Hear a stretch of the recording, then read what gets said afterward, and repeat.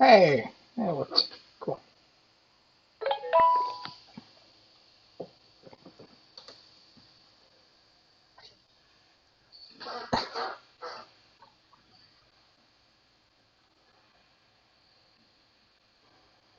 I'll be starting in a little bit, folks.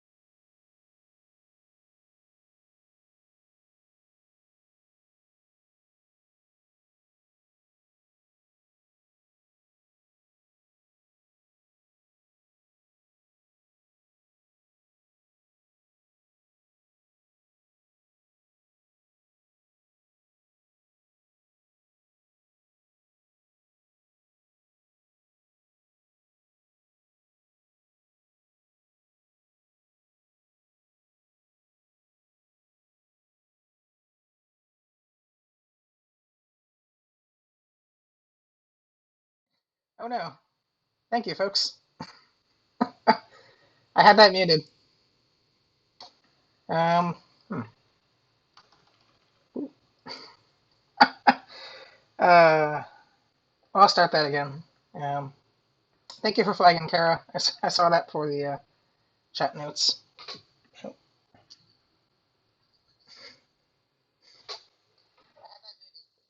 Thank you for letting me catch that only 2 minutes in as opposed to longer. But so I'll just kind of restart if you don't mind. Um, when I saw the call for how to make map stuff uh, pop up on Twitter from Daniel, my immediate thought went to um, doing a presentation similar to the thing I'd done at NASIS a few years ago, which was textures and patterns for maps. Um, I really like seeing like a little bit more detail, like just it's especially if it's like a nice subtle touch. I think it has a lot of little benefits, and I think that because a lot of us went through like GIS training, it's not necessarily a thing that we're taught how to do. I think like ArcMap and QGIS don't really present the easiest ways to do it, but in Illustrator it is pretty easy. So I'll just kind of go through a little bit of like why you might consider adding some patterns and textures, and then go through a quick little walkthrough of how to do so in Photoshop and Adobe Illustrator. So with this one, this is a Christmas tree map I did for the Wall Street Journal. It was kind of taking all the Christmas tree farms and sticking them all in one place and seeing how much area it would take up, and then comparing that in Manhattan, just because that's a slightly relatable thing for our readers. But I liked the idea of doing a watercolor kind of splatter fill for this, because I think it just really better evokes like a forest. And when you initially look at it, like your mind just immediately goes to kind of like an earthy, uh, forested region. And so while the map is like directly labeled with what these things are, it just also kind of carries an extra weight that makes it a little easier to understand, and has like a little bit of an emotional kick to it too, I think. This is from earlier in my career, and I just wanted to use a plaid pattern on a map. But I do think that, like, yeah, even without the lumberjack thing on there, or maybe the lumberjacks, you might immediately kind of think of something more in that field.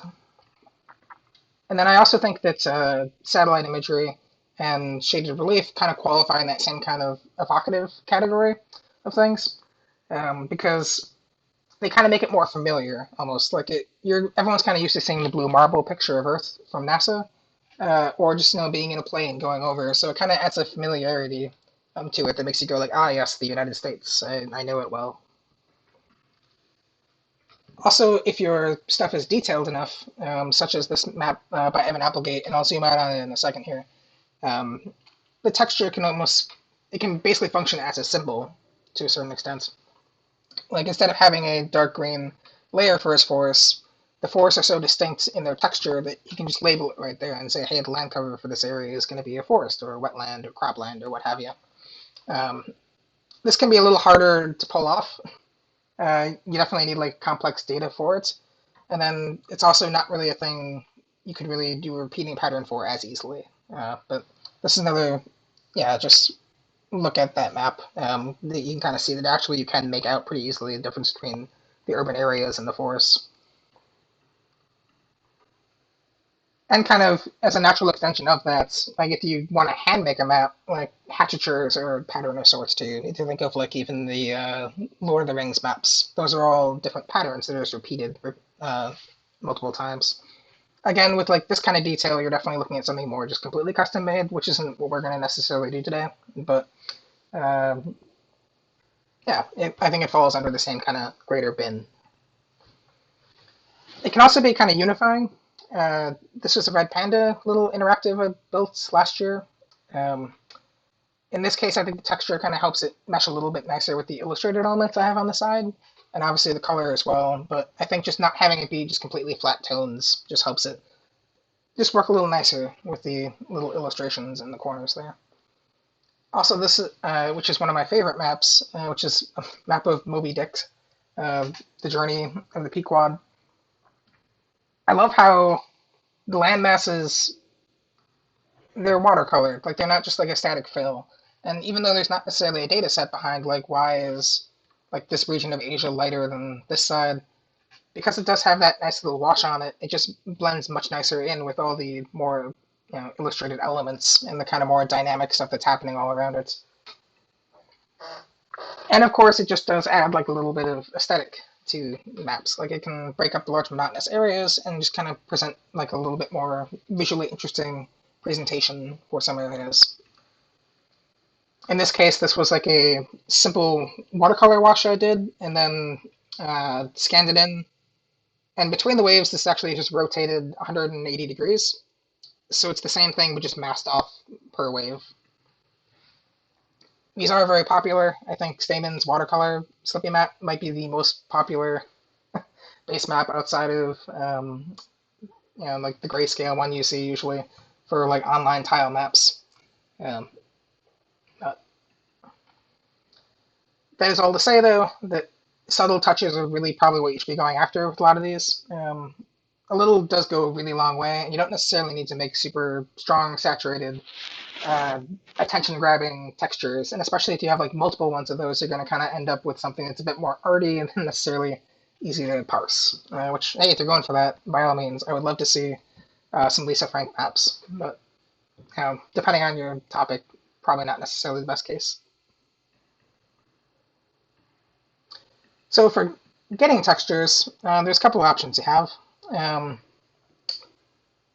Illustrator does come with a few pre-made ones, especially if you're just looking for like a crosshatch or lines, some dots.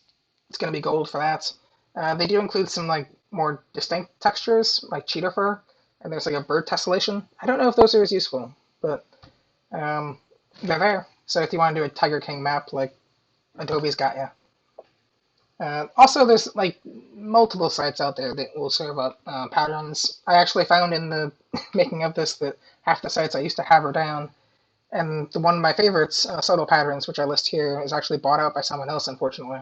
But the website's still up, and there's still really nice patterns there. And true to the name, like it's all very light touch, repeating patterns. There's pretty good to go to, and can be kind of fun to just peruse too to get some inspiration if you're looking for some. I think my go-to and my favorite is just to make my own, especially if you kind of know what type of texture you're going after. Um, it, it can be a lot of fun to just kind of work out how you're going to go about it. And like when you actually, get something that looks good, it just feels really, really satisfying. So in this case, this is actually the watercolor from that Christmas tree thing I did earlier. I had to cut it in half because my scanner is very small, but um, yeah, making it yourself can be pretty fun. And this is kind of an example of what it looked like actually when I had it scanned in. And from here, this is good to work with. Um, but I think for like most people, maybe if you don't have watercolors, which is fine, you probably have a cell phone, and in that case, you are golden. You can definitely do this because we're surrounded by interesting dynamic things. Even your wall has a texture to it, right? Like so that's actually the example I'm going to show today. So a couple of tips for kind of taking pictures that'll be good for making patterns from. Subtle is good. Again, super complex things will be hard to kind of make a repeating pattern out of. You're going to want to get as even lighting as possible, just because you don't want there to be a super light area and a super dark area. And the less you angle the camera, the better. Similarly, if part of your picture has the texture really small and the other part is closer, so it's bigger, that's going to be harder to kind of make into a seamless thing. And like sharp angles, clearly defined stuff, just going to give you a headache as you go on. So this is a tile floor in my apartment that I need to sweep. But here's a picture that I took of that, and you can kind of see, yeah, it's got like some interesting little lights and darks on it, kind of foggy-ish. From that, I made this pattern, which actually, yeah, that could work. I could see that as like maybe a water feature, maybe. A picture that didn't turn out as well. This is a couch in my apartment as well. This kind of just to highlight the issue of doing lights and the darks and the sizing stuff. I would probably want to retake this picture if I actually wanted to use this for something, because the darkness on the bottom here doesn't really match up well with the light side here, and again, the size differences are just, yeah, not ideal. What worked better was my little kitchen countertop here. Like, this is amazingly good for, I think, doing seamless patterns, because it is so chaotic, and it kind of is a little fuzzy too, which will give us a lot of leeway in what we're doing here. And I absolutely love the kind of pattern kind of got out of this. And you might be able to see some of the seams between the pattern on this, but it's hard enough to make out that if you threw this at like a 10% opacity, it'd be barely noticeable. And you can always also take more time to make these more seamless. To kind of pinpoint these subtle patterns a good aspect, this is a picture of my bathroom wall. And from that, just messing with levels, and get this cool little foggy pattern. Again, a little bit of lights and darks that could be kind of eased out in Photoshop, but yeah, that's actually kind of neat. Like, I could see that maybe for a dirt too, right? Or like a land.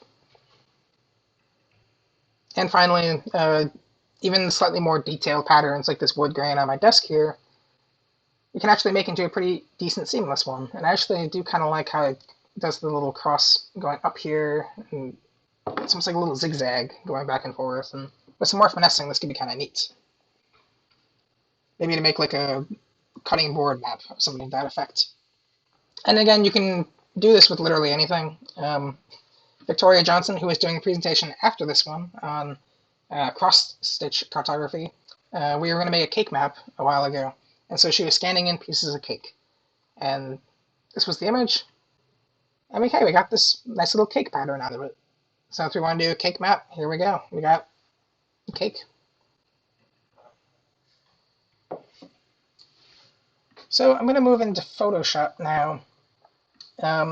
As you saw earlier, I took a bunch of pictures of my house. I'm going to do this one, the countertop, as my kind of example here. I'm going to be a little quick with this, so it might be a little seamless, but you might be able to see some seams. More time, obviously, you can kind of finesse the speed a bit better, but this picture works out pretty well. You can kind of see there's a bit of darkness down here in the bottom left corner and a bit of brightness from the lights. We're going to want to crop it in a square and then crop it so that we get kind of an even lighting area. So let's go over here and probably extend this a little bit. And that works. So now we have a 1:1 ratio square. We're going to go to Other, and then, or Filter, Other, and then Offset. And then I'm going to move this over. So this is going to take the entire image and then shift it over by X pixels and Y pixels. In this case, I looked beforehand and saw the image is about 900 pixels wide. And so we'll be moving this over 450, which will let us see where the edges are and where the differences we have to fix are. I'm going to go to the Clone Stamp tool, which is over here. And this tool will let us target an area and then redraw it elsewhere.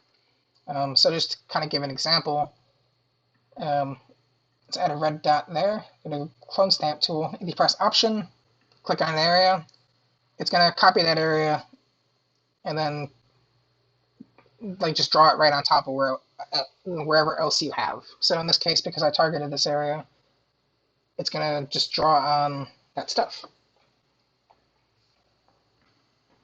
I think for making patterns, a lot of the time you want to have like the hardness pretty low on this. That's just the edge. If you have a 100% hardness, which is just no fuzz on the border of the brush, you're going to get really hard edges, which that's what we're trying to stop. So if we set that down to 0, it becomes a lot harder to really tell. So we'll just target some areas, draw over those lines. And I tend to,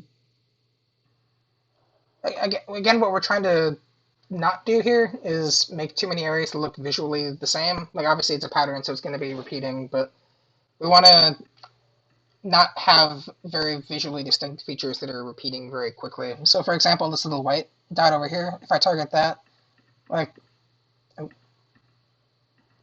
that's going to be no good because there's just going to be like 5 very distinct white points there. They're going to be very small for the pattern.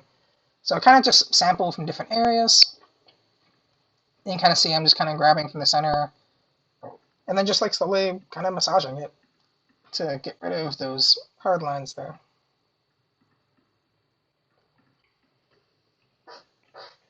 And that's not perfect, but like, it's a little harder to tell there's the lines there.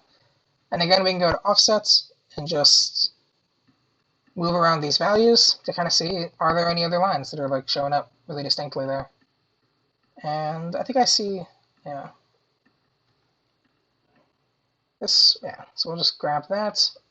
And I think that's pretty much good to go for our purposes here.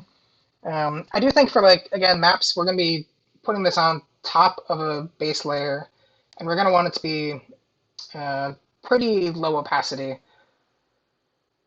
And we want to be able to kind of tweak it a little bit after the fact as well. So right now, if we save this and brought it into Illustrator, this would work as a pattern. But because it has that color on it, whatever thing you layer in on top of it's going to take that color, and unless this is exactly what you want and you want to be able to make it blue or something later on, it just can be a lot nicer to just save the values on this. versus the color. So I'm going to desaturate it and then go to levels and just get the blacks and the whites on here. So now, yeah, I think this works. I'll save this. Texture 1.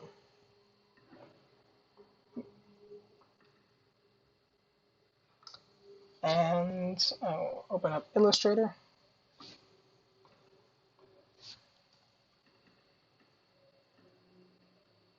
There.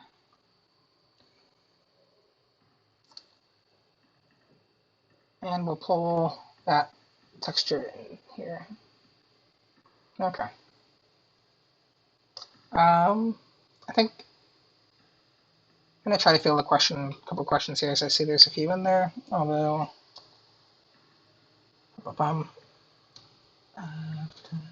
is there a way to do this without Photoshop? Yeah, I think like the clone stamp tool and the offset are, think of those more as like functions or like things you need to do for it. I'm sure there's a way to do that with GIMP or other programs. Um, as long like the principle of just shifting the image over and looking for those hard edges, and then a way to kind of blend out everything else. I think that's the important part to kind of take away. Um, Photoshop obviously makes that a lot easier, but there's definitely probably other tools that can help out with that. Um, and I think, yeah, cool. So now that we have this in Illustrator, we can't quite make this into a pattern quite yet because I just drag and drop the image into here. And we're going to have to embed this in Illustrator itself so it's not just linking the file. So when we select this image, we'll see up here in the corner it says linked file. We'll click on there, click on this little hamburger menu hidden in the top there, and then go to embed images. And now this is actually in the Illustrator file itself and not just linking out to the image on our desktop. From here, we can go to pattern make, and now we have a swatch we can save. And it previews the thing right here, which again you can check, just to double check to see if there's any harsh edges.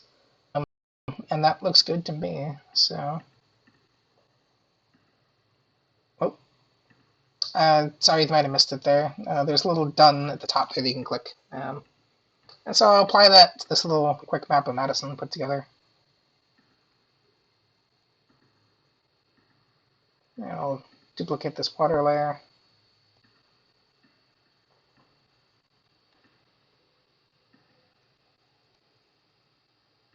And give it the pattern. And you can see there it is. It's a little dominating right now, so we're going to go to the opacity and change this to multiply, which will just kind of make it transparent, so just the values kick down. And then maybe set this to like a 20. And that looks okay. But I think it is probably a little bit more zoomed in than I'd like. So we can go to transform and scale. And you can actually, it'll by default like scan the object and the pattern. You can kind of see the entire water feature is now shrank in. But we can actually just declick the transform objects bit here, and it will just transform our pattern, like the fill type on there. So because I preview clicked here and just kind of test out what it looks like at different zooms, effectively.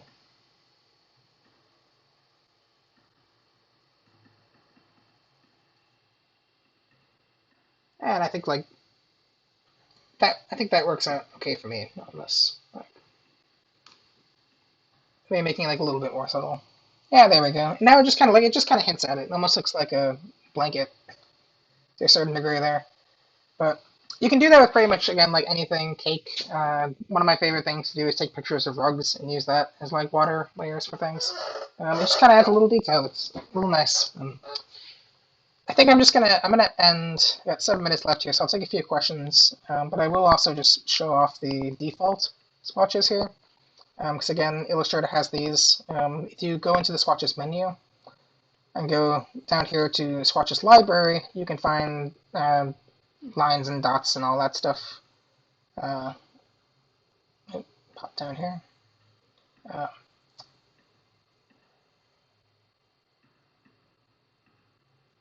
no, okay, so it's adding it. Oh, oh right. Sorry, I have these layered wrong. So in this case, yeah, you can just check out the different lines here. And again, like depending on like your zoom, how your project, the measurements are and all that stuff, it might seem pretty far away. But again, you can just scale just the pattern itself. And so if that looked like it was too far away, we can try to scale it upwards. And yeah, there we go. It looks a little nicer. And this also works for the other ones as well. If we want to rotate it, we can rotate just the pattern itself, and now we have a nice diagonal pattern there. So, uh, yeah. I'll take any questions you have. That's pretty much what I have for you today. Thank you so much for joining, by the way. This is really neat. And thank you, Daniel, for organizing it. Let's see.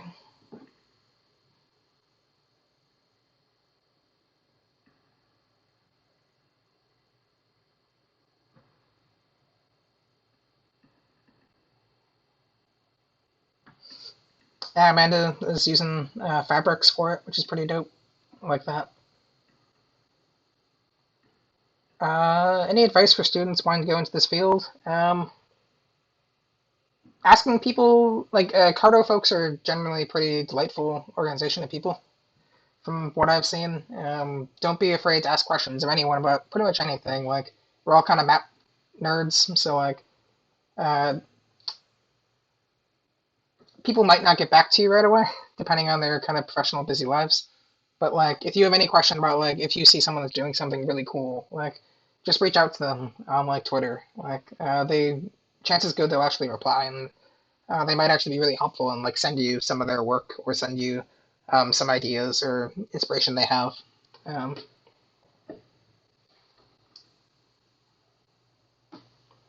cool. If no one else has any questions, I'll just linger around for another 5 minutes, but I will also put in the link to the next talks, I think. Oh, I guess. So there's wrangling data with Python and GIS happening right now, which is still going to be going on for the next half hour. And then there's also Victoria Johnson's doing cross-stitch cartography, which I think kind of pairs well with this. Put a link in there. That's for Victoria's, and then here's a link. And a link to Alberto's wrangling data with Python and stuff. Thanks for joining me, folks.